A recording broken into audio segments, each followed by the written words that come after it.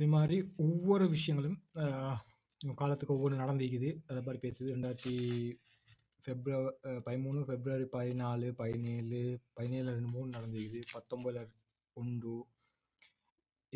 20 பிப்ரவரி 20ல புலிகளோட ஒப்பிட்டு கருத்து செல்லுது. பிரபாகரன் தமிழ் மக்களுக்கு அநியாயம் செஞ்ச மாரி உலமா சபை எங்களுக்கு செய்தாம் அப்படி இப்படின்னு சொல்றாங்க. யாரு பொதுபல சேனா.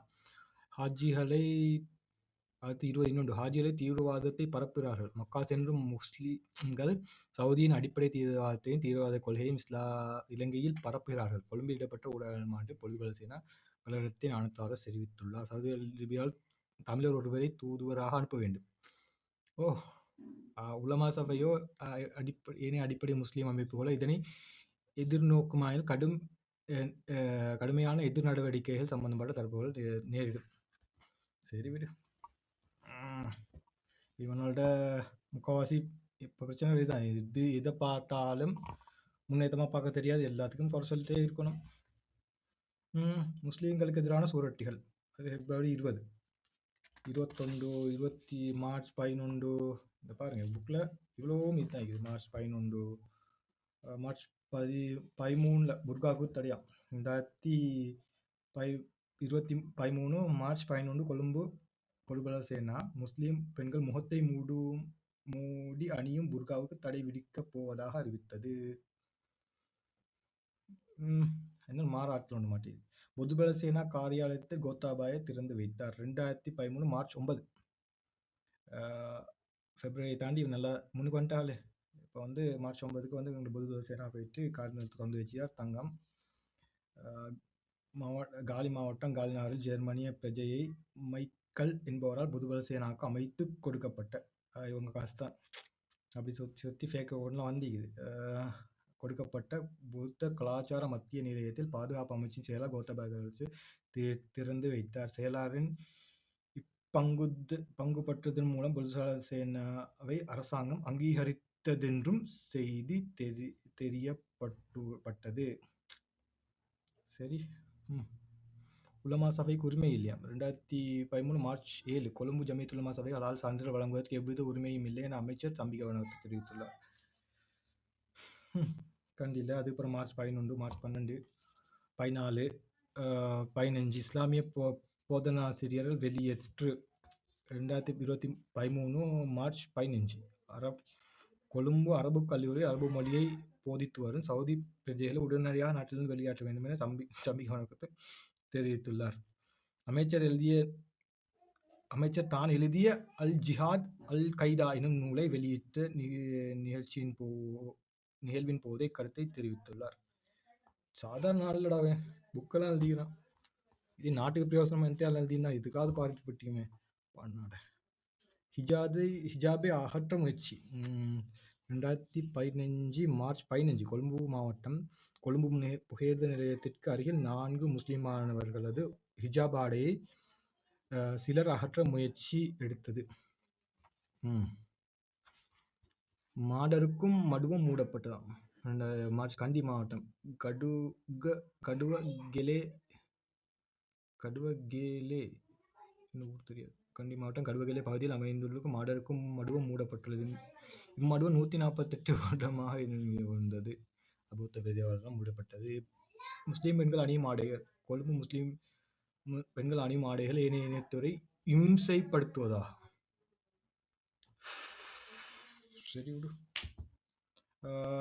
கண்டி மாவட்டம் கண்டினாறு சந்தை கட்டிடம் ஒன்றில் தொகுதியில் முன்னாள் பொது சேனாவின் ஏற்பாடு செய்யப்பட்ட முஸ்லிம்களுக்கு எதிரான ஒன்று கூட 1000க்கும் அதிகமானோர் கலந்து கொண்டனர். இதன்போது முஸ்லிம் தனியார் சட்டங்களை ஒழித்தல் சம்பந்தமாகவும் ஜெயிலானி பிரதேசத்தில் முஸ்லிம்களை வெளியேற்றுவது குறித்தும் அறிவிக்கப்பட்டது.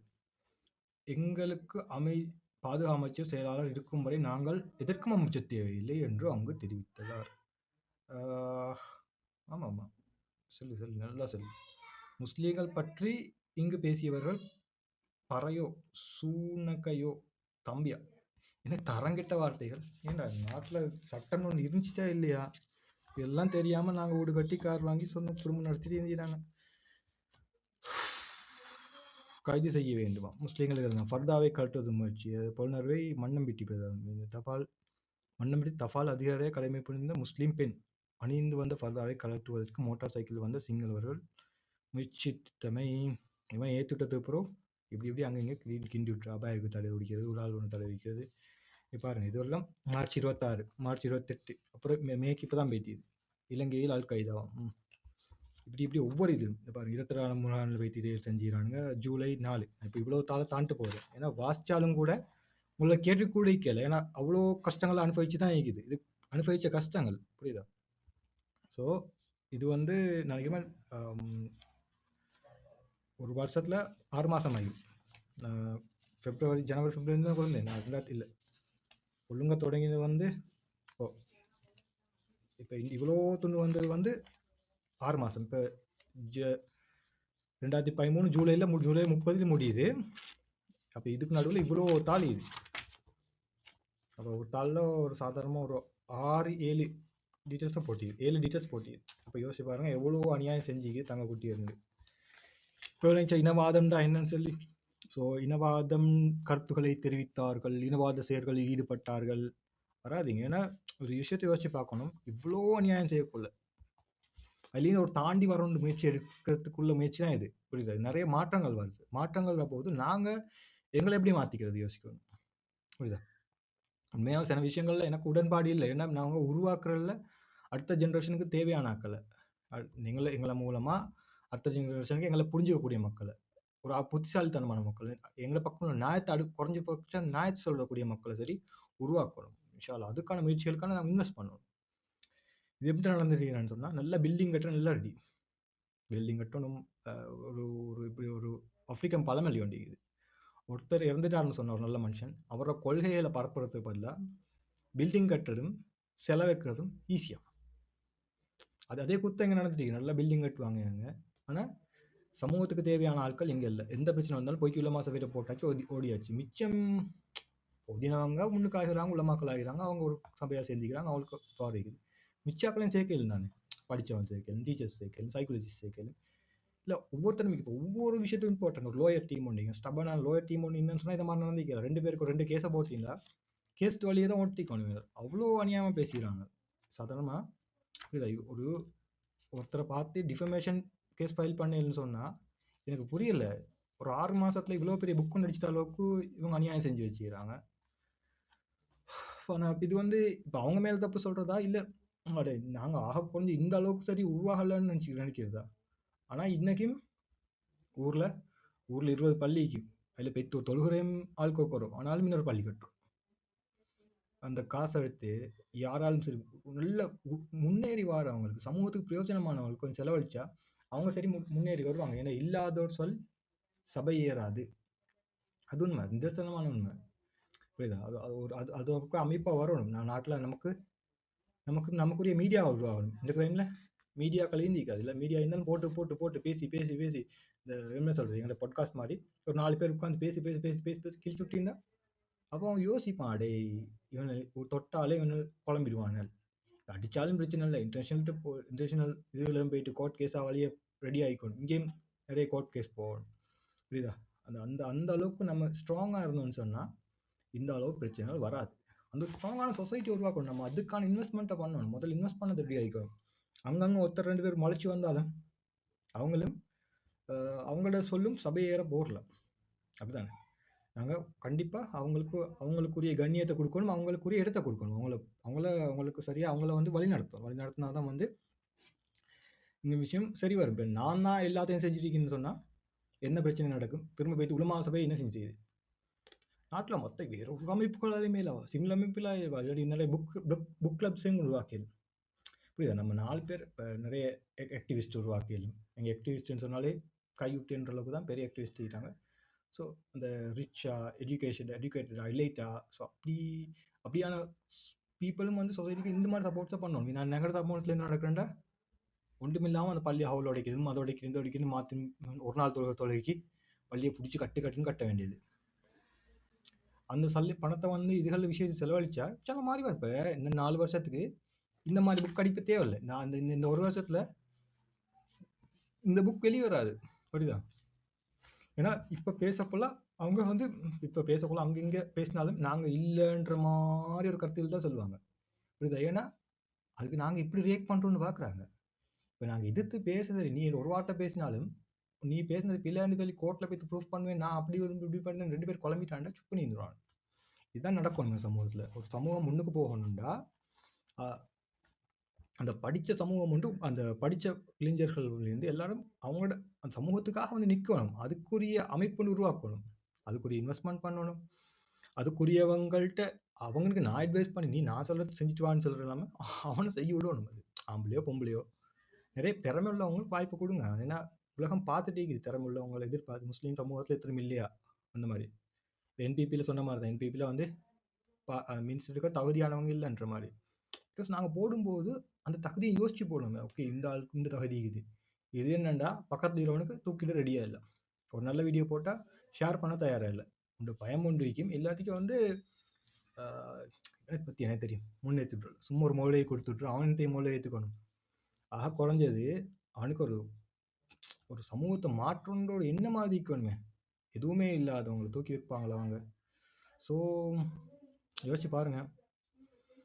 பொய்க்கு இப்படிதான் இந்த முறையும் அடுத்த முறையும் ஒரு பிரச்சனை வரக்குள்ள, இல்லாட்டி 4 வருஷத்துக்கு மீக்குது, 4 வருஷத்துல ஏதோ ஒரு அமைப்புல உருவாகி ஒரு 10-15 மீடியா சேனல்லேருந்து ஒரு விதமான அமைப்பு ஒன்று உருவாகி வந்தா மாஷால இந்த மாதிரி பிரச்சனை லீக்காது. இல்லாட்டி இந்த கடைசிக்கு கல்துறை கொழும்பு அங்கே இங்கே எல்லா இடத்துலையும் ஒரு பிளான்டா அவங்க அரசியல் நிர்வாகம் நாட்டை முன்னேற்றலாம் புத்தி இல்லை, நல்லா தெரியும். ஸோ அப்போ எங்கெல்லாம் சேர்ந்து முடிவு பண்ணதுன்னு இந்த இடம் என்னன்றது இனிமே இந்த இடத்த நோக்கி போகுன்றது நினைக்கும்.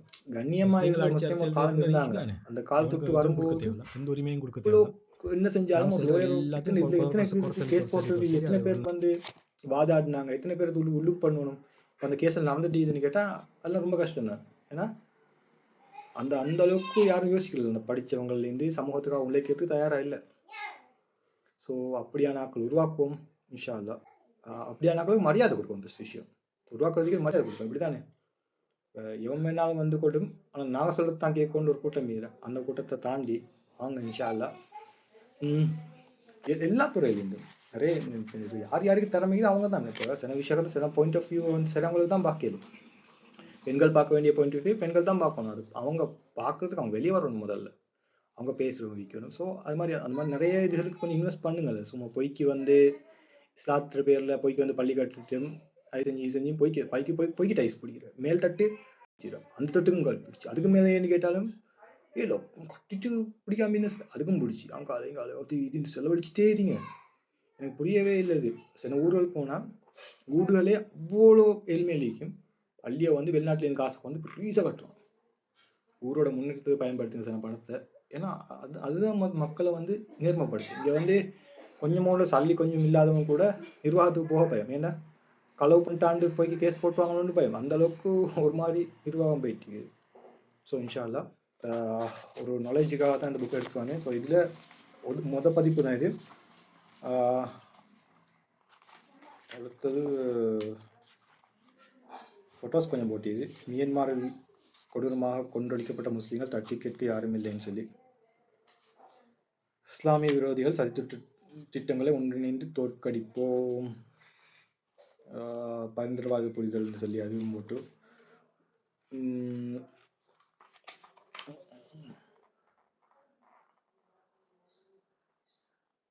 முஸ்லீம்கள் மேலே பழிய போட்டு அங்கே இங்கே 2 பொம்மை வச்சுட்டா அவ்வளோதான். அதுக்கப்புறம் வாழ்க்கையே அதுக்கப்புறம் நாங்கள் இல்லைன்னு ப்ரூஃப் பண்ணிட்டு இது மொதல் விஷயம்.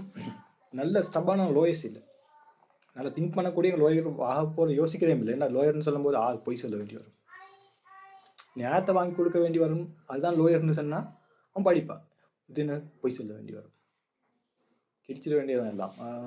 ஸோ இன்ஷா அல்லாஹ் நம்ம சமூகத்துக்கு தேவையான அறிவை கொடுப்போம். அதுக்கு நான் இந்த புக் எடுத்து வந்தேன். இது அடுத்த பதிப்பு என்கிட்ட இல்லை, இன்ஷா அல்லாஹ் நான் வாங்கணும். மொதல் பதிப்பு தான் இது. இந்த மாதிரி ஆட்களே என்கரேஜ் பண்ணுங்கள். ஏன்னா இந்த புக் ஈறதால தான் இவ்வளோ நடந்திக்குதான்னு சொல்லி இன்றைக்கு ஆதாரமாக கொண்டு வரையிலும். இந்த புக் ரிலீஸ் ஆகினது எப்போ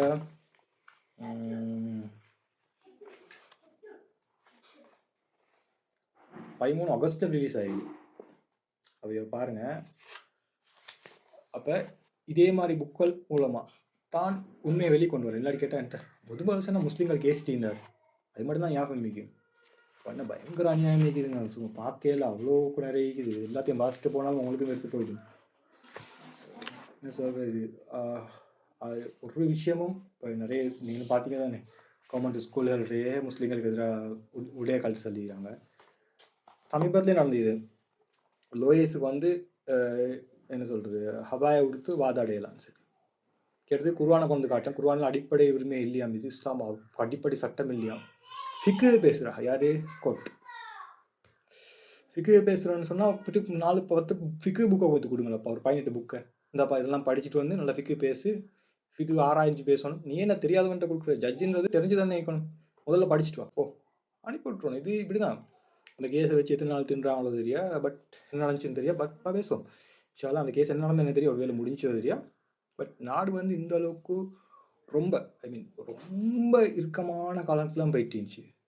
அது வந்து மாற்றத்தை நோக்கி வந்து இப்போ இந்த அன்ற கவர்மெண்ட் வந்து உங்களுக்கு வந்து அப்படியே ஃபுல்லாக தூக்கி தர மாட்டாங்க. நாங்களா எங்கள் கூட வைக்கிறவங்கள உதாரணத்துக்கு யாரால சமூகத்துக்கு மாற்றங்கள் உருவாகும், அடுத்த சந்ததிகளால் அவங்களுக்கு நல்லா இன்வெஸ்ட் பண்ணுவோம்.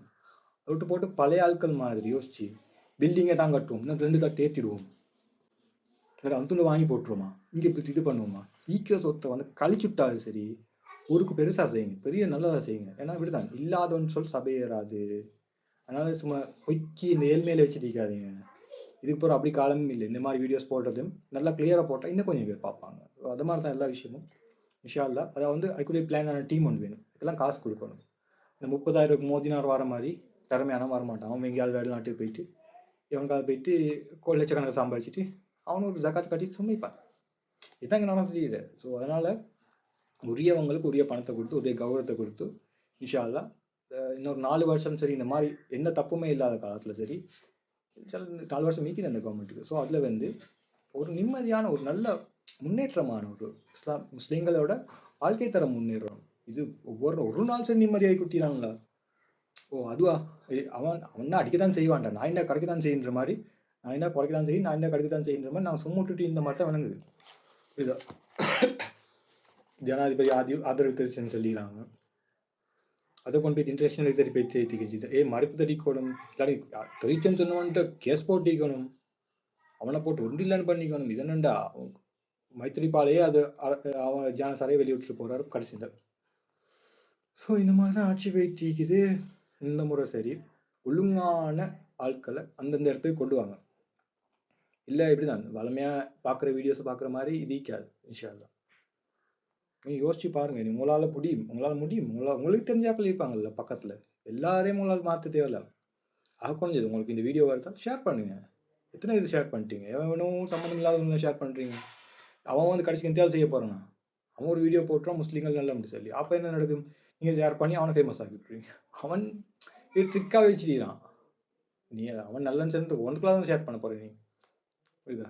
அதனால் சில விஷயங்கள் வந்து நல்லா யோசித்து பார்த்து ஒரு தெளிவான ஒரு சமூகம் முன்னேறும். நம்ம சமூகம் நாட்டில் பொறுத்த வரைக்கும் இவ்வளோ அநியாயம் செய்யக்கூடாது, யாரும் தட்டி கேட்கலண்டா. ஒரு கோர்ட்டுக்கு போயிட்டு இன்டர்நேஷனலில் போயிட்டு அந்த அளவுக்கு கூட பெரிய அளவுக்கு ஆட்கள் இல்லைண்டா. இவ்வளோ தப்பு நடந்த இன்டர்நேஷனலாக போயிட்டு எல்லா இதுகளையும் போயிட்டு என்றைக்கோ நடந்த யுத்தத்தை வந்து 2008 நடந்த யுத்தத்தை வந்து இன்னைக்கு வரைக்கும் தமிழ் மக்கள் ஐநா வரைக்கும் போயிட்டு பேசிட்டுறாங்க, புரியுதா. ஐநா வரைக்கும் இன்ன வரைக்கும் போகிறாங்க. ஸோ அது மாதிரி தான் சின்ன விஷயமா இருந்தாலும் கத்தி கூச்சல் போட்டுருவன்ட்ட யாரும் பிரச்சனை வச்சுக்க மாட்டாங்க. இது ஒரு காமன் சென்ஸ் தான்.